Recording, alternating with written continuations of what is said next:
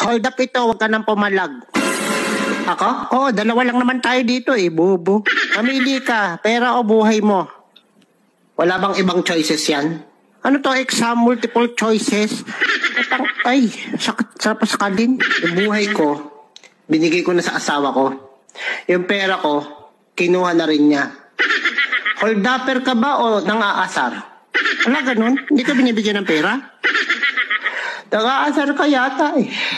O sorry na, hindi ko naman alam eh. Pagod ako, galing ako overtime oh. Pag sahod ko, wala ko nakukuha. Tapos, wala ganun, kahit pamasahe. Ha? Pag mag-hold up ka, huwag ka na mag-asar. Grabe naman affected mo. Saka ako hold up mo, yung walang asawa, walang pamilya, ganun. Ano yun, tatanungin ko muna kung may asawa o wala. May issue dyan. O ito, may iyak ka na eh.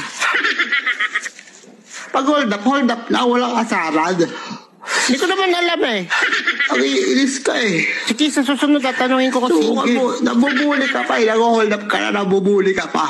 Hindi ko nga sadya, hindi ko alam. Dalawang kaso yan. Wala, ganun ba yun? Bullying and hold upping. Uy, totoo yun? Meron yata nun. Sige na, hindi na kita hold upin. Nahingan mo pa akong tipo. Sige na, balis ka sa harap ko. Nakakaliban-baran ako sa mukha mo.